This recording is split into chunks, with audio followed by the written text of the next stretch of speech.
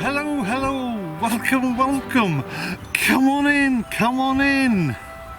Well, greetings from Hurlston Reservoir. I'd like to invite you in, but swimming's not allowed. But there you go, somewhere different for this week's intro, which is a very special vlog I've got lined up for you today. There are many fabulous people on the cut. There are also many fabulous couples.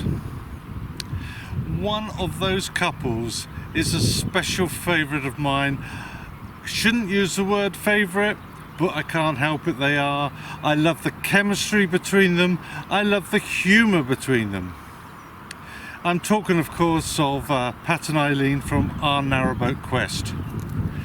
Recently, I had the privilege to meet with them on board their boat, done Workin, and we had a very enjoyable chat. And today, I'm going to share that chat with you in another one of my series, Ian Meets. So, let's get on with it then.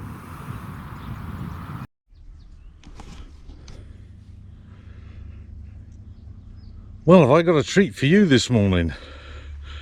Here I am, I'm taking you out for a walk down the towpath here on the Atarashii Union, and look what I've come across.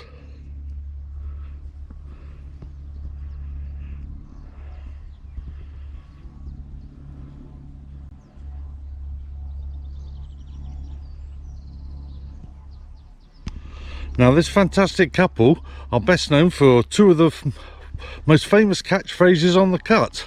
First one being, "Where are we, honey?" And the second one being, you join us on a Now, some people call him Captain Pat. Others call him Eric Morecambe reincarnated. But they are two of the really nicest people you're going to meet on the cut. I know I'm always saying that, but these are really lovely people. They are, of course, Pat and Eileen from the narrowboat vlogging channel, Our Narrowboat Quest. So shall we go knock on the door, see if anyone's at home, shall we? You coming with me then? Come on then.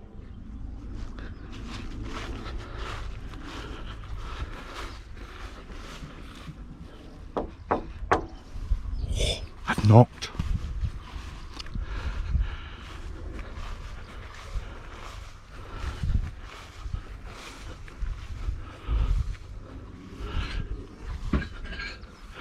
Have you ever wondered what lies beneath the hollowed ground of this boat? It's a rockin'. Hello? Hello? Oh, look. Yay! Good morning, Eileen. Morning. Good morning, Pat. Morning. Welcome. Come on in. Oh, can I? Yeah, of course you can. Oh, we're going in. Come on in. Come on. You're going to come with me? You are? Come on then. Mind the gap. Okay then, well, good morning to you both. Morning. It's absolutely lovely to see you again. we must stop meeting like this now. Usually it's on screen or it's watching the vlogs. Yeah. And then last night, of course, you joined us for a wonderful meal in the boathouse Yes, there. and it was very nice too. And your company, absolutely brilliant. Now look, they've been asking me questions to ask you. Not that they knew I was going to be talking to you, but I've got the questions coming through ESP type, you know? Right. What was the trigger point that made you go onto an narrowboat? Right. Well, it's a long story, but Well, That's fine. well, only in the sense that we had some health problems, which weren't anything serious, but it also made us consider life changes. What else was it? We had relative that was really poorly, and was in his house, you know, quite kind of housebound, and we thought, you know, and quite a long time, and we thought, oh, we don't really want that to happen to us. We don't want to be stuck at home and not be able to get out, and that. So we just wanted to enjoy life while we could. I think just life is too short Yeah. to sit there and say, you know, we're not doing anything. Yeah. And I think retirement, I kept looking at you know, what we could do for retirement and all the rest of it, and I couldn't see us living in the house that we were in. I couldn't see us staying there, because to get anywhere, some of the places that we liked going, which were all countryside places, Yeah, weren't we they? like being in the country. We used to have a caravan, and we'd go into the country, so we'd always be getting in the car to drive somewhere, because we weren't in the country in the house that we were in. So I couldn't see us being in retirement and having to get into the car, drive for miles to get to the countryside, and then get back in the car, come back home again. I couldn't see us doing that. I wanted to be in the countryside and enjoy it all the time, and see as much as we could, and do as much as we could for as long as we could. Really. And he'd always wanted to live on a boat. I mean, right I had from a dream. years and years ago, when we used to go for walks when we were on holiday, and if we walked by a canal. Must have been about 30 when I actually dreamt that I could live on a narrowboat, and I thought, but I needed some persuasion though. I had to try. Oh, really? Yeah. Oh, so which was not your first choice then? No. I mean, when we used to walk by the canals or the rivers, he'd say, "Oh, I'd love to live on a boat," and I'd say, "You're on your own then, because I'm not coming." I had to tie her feet together and her hands together and drag her on board. Well, you say that, but you are absolutely such a lovely couple, and you have this most amazing interaction between each other. Your humour is absolutely fantastic. Have you always had that, or was it something that sort of come about because you started vlogging? I don't know. I just think we know each other so well, don't we? I think so. Yeah. I mean, we've been together a long time. We 42 years. So. Wow. Well, congratulations. Isn't that good, folks? 42 years married. Yeah, you're right. A round of applause. Yeah. And I just think we know each other so well, and we we do bounce get on all each other, right, I don't we? think. We only argue once a day, and not very often, no. That starts at 9 in the morning. So you've now been cruising, what, 3 years? Yeah. Favourite cruise so far, or favourite part of the canal? We've always said there's lots, isn't there? But we've always said the Leeds and Liverpool. Leeds and Liverpool, I think, holds a bit of a soft spot, because it was where we Place we launched the started, boat and where we started. So I think that's always going to be a soft spot. But the Llangollen. But we loved the Llangollen as well. Yes. You know, even though it started to get busy when we were coming off of it. Yeah. You know, we didn't so much like it then, did we? But you know, we enjoyed the winter. We enjoyed the winter. Yeah, but you spent a few weeks, wasn't it, on the Llangollen? Nearly 9 months. Yes. So we had plenty of time to explore the upper section, but when we were when we were going up, we kind of left a few places to explore on the way back. But actually, when we were coming back, we just wanted to come off. Yeah. Well, So we after didn't 9 get to months, those, I can understand that. Yeah. So we didn't get to see those places, so we've got to go back, you see. Yeah. Oh, it's always good to go back. We think we go back, don't Yeah, probably. we? Yeah, we think we go That's back really at nice. some point. So you're now heading off to pastures new. We won't talk about where you're going or where you are, but obviously you're looking forward to new challenges. Yeah. Anything particular in the future that you would like to do that you've not yet done? Well, there's loads that we'd love to do, but I mean, Kennet and Avon is one, isn't it? yeah, Kennet and Avon and the Thames. Yeah, and Singapore. Yeah. Singapore. We like Singapore, yeah. Right, are you going to take narrowboat there? They've got canals. They've got canals, yeah. Well, there you go then. That'll be a first. No, we still got lots to see. Yeah, I mean, we're looking forward to it all, really. It was just, you know, and anything new, isn't it? Really, any pastures new, Yeah, I mean, it's just a love case of moving, isn't it? Yeah, we just love exploring. keep seeing different different places, that sort of thing. It's just nice to see that sort of thing, you know. It's just a lovely way of life, really, just to travel along and just stop when you want to, start when you want to, and with no pressures of having to go back home. I mean, because you take your home with you. Yeah, exactly. That's right. And you got and your garden changes every day, doesn't it? Yeah, that's right. Yeah. And you love your walking, so she likes her walking. So of course she doesn't have to walk back home again. Well, you do have to walk back home because your home's usually going that way. You walk with your home. You walk with your home, absolutely right. Because you do an awful lot of walking, which is quite nice because you do some recording for the vlogs as you're walking, don't you? From the towpath. Which gives a nice new perspective on it. Well, it gives me exercise. And and then there's Pat on the back of the boat doing his little dances. Occasionally. It's great that you keep those in because I think there has to be a certain amount of madness when you're on the canals within reason, and it's lovely to see that. Now look, I've got to ask you this question because I have actually been asked, did they actually hear it right? When you were on a live on Our Narrowboat, I think in February, wasn't it? Right. You were on about this time when you met and the boots. The boat. Would you like to recreate that story for those that missed it? Because so many people have said to me, "Did we hear that right?" Yeah, you did. Yeah. We. Blimey. I'll say it because it's really my story, isn't it? It is. Yeah. My first love really was a Triumph Bonneville, and I'd had the bike 3 weeks, and a friend of mine had a Norton 650, I think it was. I thought it was 850. It might have been the 850, but it was the Jubilee version, and we were just sort of like, you know, lads do. I must have been about 18, was I? I was 17, 18. I was just I just got my licence. I'd taken years to try and get my licence. Anyway, I got that, and so I was very keen to get out on this bike and just go riding. Lovely brand new motorbike, and nice shiny exhaust, all nice and shiny. I get out there in the morning and polish it all, clean it all up.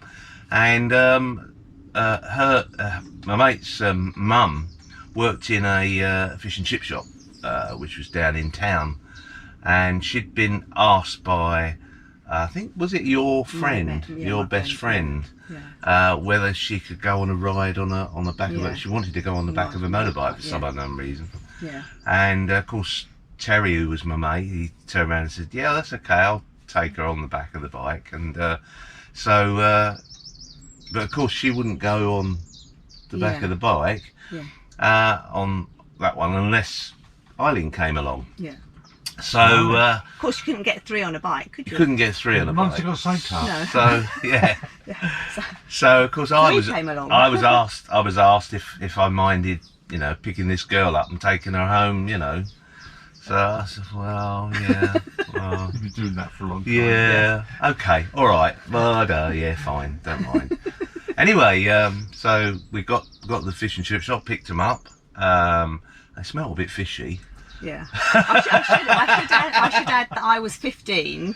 You were 15? And I had a Saturday job there. Yeah. Right, okay. I used to wait on the tables and it was in the fish and chip shop, so she was serving those up. And so she jumped on the back of the bike and took her home. And, well, I say I took her home. I sort of leant back and said... He followed his mate. I followed mate, not realising that the girl, her mate, lived half a mile away from where... It was probably about a mile, Probably a mile away from where Eileen lived. So I didn't know this, so I just followed him, expecting him to say, right, that's it, let's dump them off and away we go, sort of thing. And, of course, he pulled up and dropped her off, and I turned to Eileen and said, well, where do you want dropping off? And she went, here I do. I'm not knowing that she had a half a mile walk from there to her home, which I found out later. Well, she jumped off and off she went, and I rode off and probably rode around for a while, and then rode home and pulled up outside the house, put the bike on its stand and what have you, and as I went to walk back into the house, I looked down and there was, on my exhaust pipes, there was 2 black melted plastic dripping down the side of the exhaust. My nice shiny exhaust had this plastic all melted on the top of it. So I duly got the cleaning cloth out and the scraper, and I had to gently scrape this lot off. It was never the same again. It was just scrape this plastic off, and I was fuming. I was absolutely fuming. Because it was obviously my boots had melted all over. She used to wear they were like platform. They weren't platform. They were the style of a platform shoe, which had a big heel. And of course, when she sat on the back, she'd put her heels on the exhaust, and they just melted the bottom of her boots. So you've been making your mark on Pat now for many years now. Yes, ever since, yes. So, and then it went from strength to strength.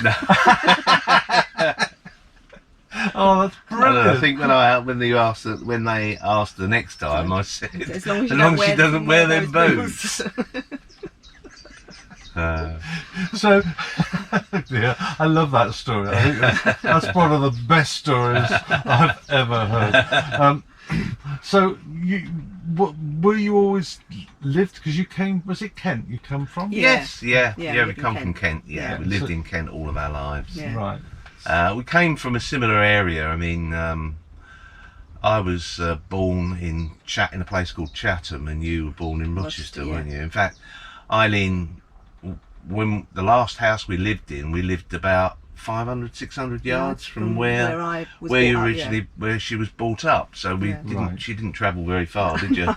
And so we more or less stayed in the same area, didn't we? Until we got the narrowboat. Right. So So when you let's come back to the narrowboat, because I'm sure the viewers would love to understand what made you go for this boat. Did you look at other boats? Were you always set on this one, or? Yeah, no, we did look at some other boats. We'd already decided on the layout that we wanted. We knew that everybody has a list of what they want and what they don't want, don't they? And so we knew that we wanted a reverse layout. We knew that we wanted a Pullman dinette.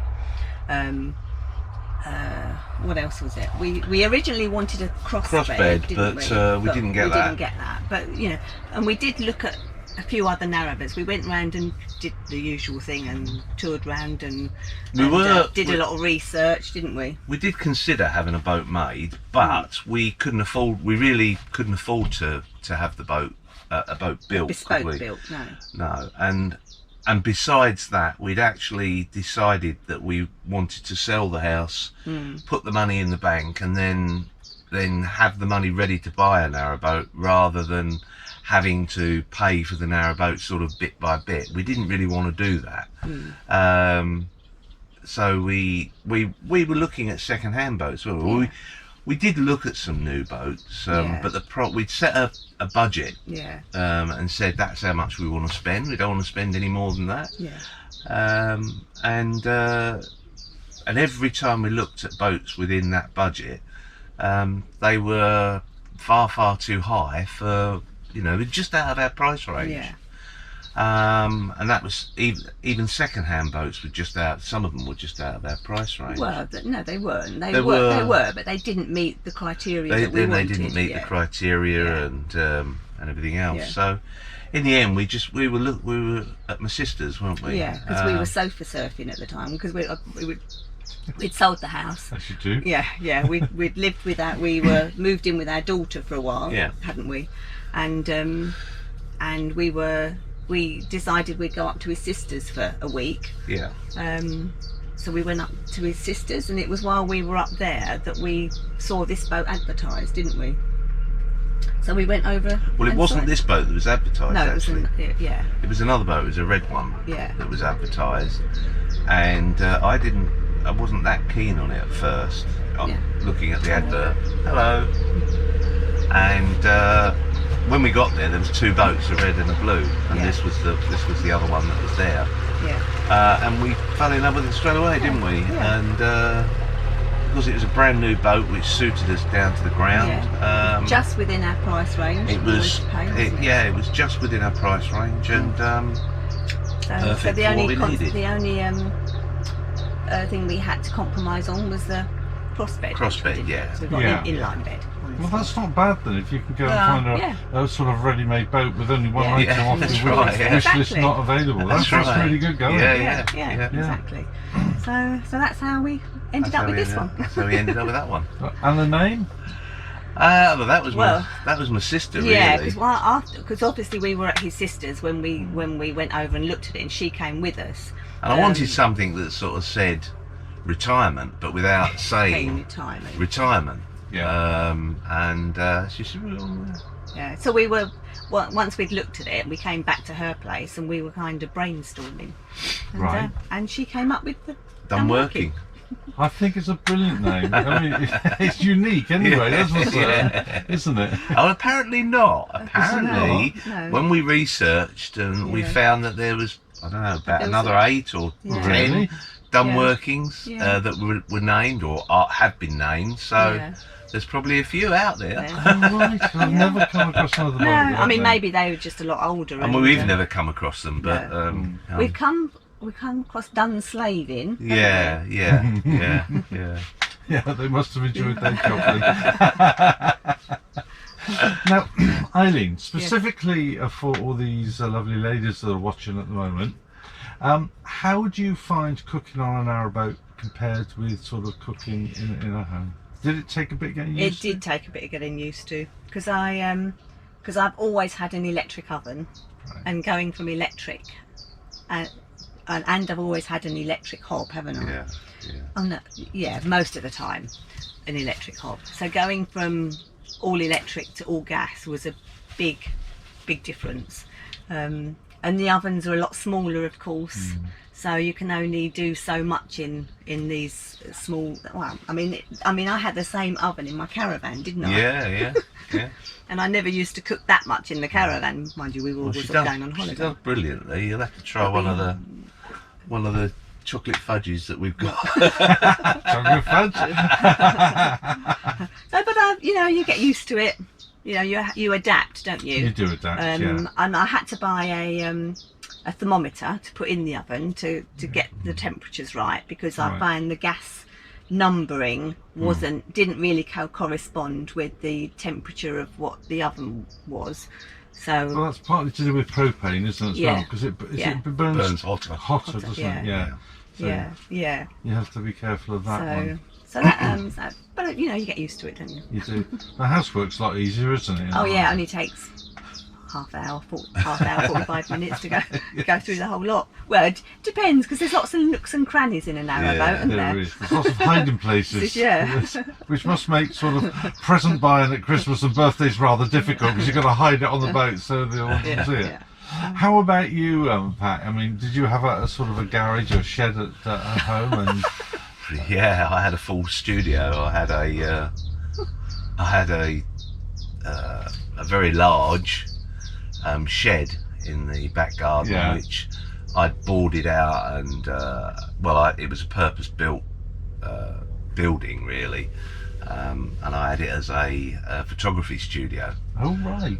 My hobby was amateur radio, and still is, and photography, and I was actually building a studio really for my retirement. I thought, it'd be quite a good thing to, retire but carry on doing sort of the photography angle, and so I had a full studio built with all the lights and all the rest of it, and filled it up with cameras and camera equipment and all that sort of thing, and then it all had to go. That's sad. That's so sad. Yeah, I took a video of it, actually. I think I took a time lapse of it, where we cleared the shed out, where I cleared it out. It took us about a week to clear everything. Oh, no. That must be so destroying, but at the same time merged with excitement about the new venture, because your photography is very, very good. You do some superb photography. Well, I've sold a lot of the camera gear. All the stuff that I had, I got rid of it, because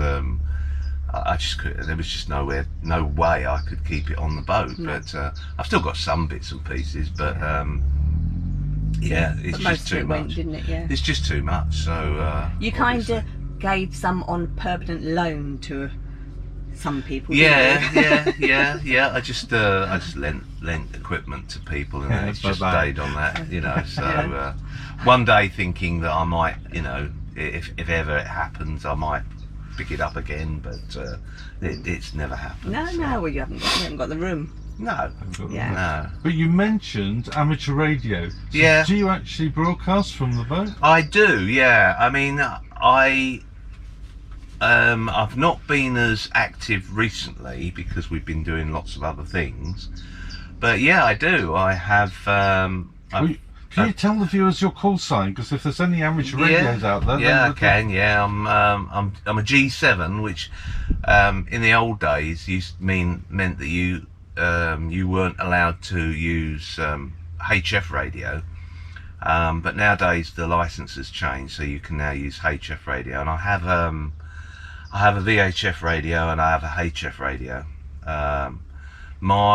I kind of did amateur radio because of electronics. I like dabbling with electronics and computers and that sort of thing. I was a controls engineer for Honeywell Controls for many years, and I have antennas on board. I've got a big antenna that goes on. Yeah, that kind of goes. I've actually got a bracket on the back of the boat, and the tube that is on the top of the boat, the big black tube that's on top of the boat, inside that tube is a 30-foot mast.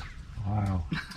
So I put the mast into the bracket, and it goes up 30 foot. Yeah. And then I string a wire out, which is an antenna basically, and I can I can broadcast up to sort of, I think it's 80 meters is the longest I can do. But so I string antennas on the boat and off the boat, of course, because you can sling the antennas up in the tree and put them across like that. So I do that, but I haven't done it recently. Have you tried attaching the drone to it and taking the drone up? Somebody has done that. I have watched a video of somebody doing that. Yeah. It can be done, but of course your battery runs out. Critical point. Yeah. You like spend 19 minutes trying to get hold of someone and just That's it. Yeah, exactly. Yeah. So how far around the world can you reach, or have you reached? From the boat. From the boat, I did Canada, Cayman Islands. I think Israel, Portugal, and France, and all of those. Those are fairly sort of relatively easy. And I do a little bit of digital work as well, which basically uses the internet. You can connect to the internet. Because that's all changed since. I mean, obviously when he first got his license, it didn't have digital. Yeah, it's changed a lot, and you can now talk. I can go on and talk as easy to Australia as I can to up the road. Yeah, it's amazing, isn't it? We live in a fantastic technological age, don't we? Yeah, but my call sign is G7 KCK. KCK, that's Kilo, Charlie Kilo. That's it, yeah. So there we go. Golf 7 Kilo Charlie Kilo. And and I transmit from the boat as a mobile, and I take a radio out when we go up on top of a hillside and sit on top of a hillside and try and make a contact. But, so if any of the viewers are out there and they actually make contact with you, can you let me know? Because that would be fascinating. Yeah. So how about hobbies for yourself, Eileen? Do you have anything that you enjoy doing? I do my sewing, and I like reading. I read a lot. Yeah. But other than that, that's it really. And walking. Well, yes. Walking. Yeah. So you're sewing. Do you use a conventional sewing machine or a 12-volt sewing machine? No, I use an ordinary 240-volt sewing machine, computerised sewing machine. That's one of the reasons why we're changing the batteries to lithiums this year. It's not one of the reasons at all. No, it's because there's a ham radio on board. It's not that juicy. It is. You sitting there all day. But it would make a difference. It would make a big difference. Yeah. So that's an interesting comment now, because batteries, I think, are one of the second most popular comments about the people that live on narrowboats. Lithiums are the one that you've got to have within special. You've got to keep inside the boat, haven't you? Because they can't get too cold. Is that the right? Yeah. I mean, I think you can have them outside, but there are in an outside space, but there are limitations. There's lots and they operate better inside. There's lots and lots of different ways of doing it. I mean, at the end of the day, it's all about how long you want batteries to last, and that's really if you want the batteries to last for a good number of years, which we clearly do, because we want to be on the boat now for them as long as we possibly can. You know, if it's the next 10, 15, 20 years, that's what we want to do. 20? So didn't you read the small print when you signed up, Eileen?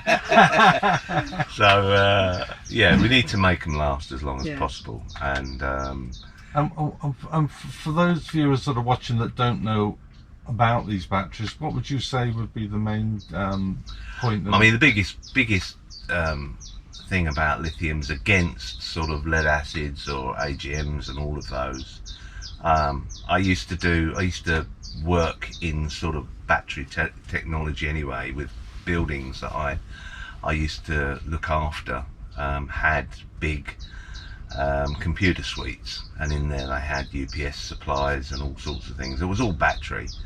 So the best things are lithiums for us, because they charge very quickly, and that is really the biggest thing about them. The way we operate is, and we have done for the last 3 years, I've been monitoring our batteries, 2 sets of batteries actually, and taking all of the data and putting it on the internet, and we've just basically discovered that lead acid batteries would not be suitable, simply because they don't charge quick enough.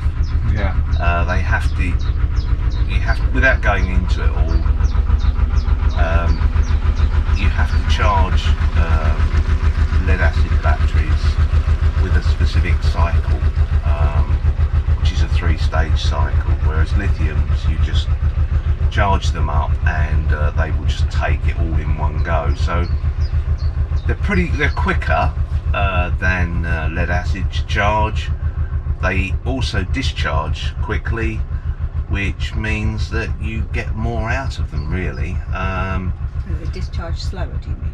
They discharge quicker. You can have higher currents, higher loads off of the batteries. But the one thing that you need to do, like I said before, is in order to keep them for the length of time that you want to, is look after them. So you need to design the whole thing based around the length of time that you want to keep them. Battery technologies nowadays are getting better, lithiums are getting better, but they still have their problems, but both of them still have different characteristics that you have to take into consideration. So that's, in effect, it's because they charge quick is the reason we want to. In the last 3 years, we've learnt how important the batteries are during the winter, because we cruise during the winter as well, and we don't plug into shore power. In the winter, we are totally reliant upon generation of generating power. So the quicker we can do that, the better. Yeah, absolutely. But you've got solar panels. We've got solar panels, but solar panels are no good in the winter.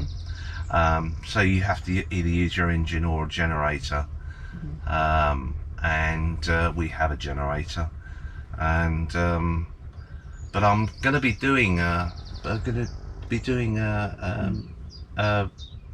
some vlogs on the whole thing when we come to change the whole thing, and going into a lot more detail as to, you know, why we've sort of gone that route, and with some sort of explanations as to why. A lot more detail really, and yeah, fabulous. Yeah, it's something that I'm interested in. It's a bit of a passion of mine. Yeah. Yeah, it's something we want to get done so that we got this it year in the before future. before winter.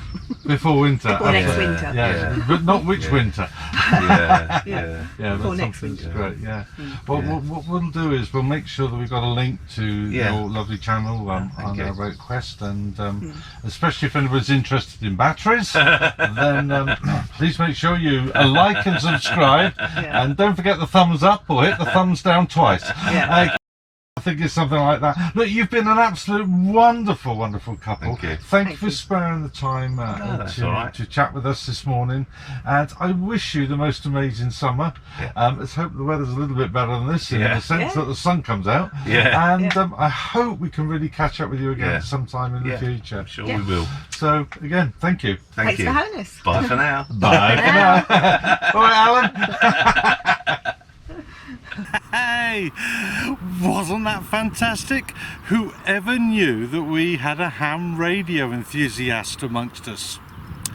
Well, please, if you do actually manage to connect up with Pat, do let me know. That would be fabulous. So there we are, we're back on the cut. As you can see, we're out cruising, doing fabulous things. I'm not going up the Llangollen at the moment, that's reserved for later in the year. But I am going to go off and enjoy myself over the summer, and I'm taking you with me. Yeah, you, that's right, you especially are coming with me. So I'd like to thank everybody who subscribes to my channels, no matter what they are, whether you're on the 24/7 camera, whether you're on this lovely channel as well where I do my vlogging. For everyone who's a member of my Facebook family and who would like to join, then the links are coming up almost as I speak by the magic of technology. So I'm off now on my travels again, but which way will I be going? We'll find out soon, I'm sure. Until next week then, please take care of yourselves. Have the most fantastic, splendiferous week. May the sun shine on you. May there be happiness in your lives. And until we meet again next Sunday, this is Ian, a little distance away from Morning Star this time, wishing you ta-da.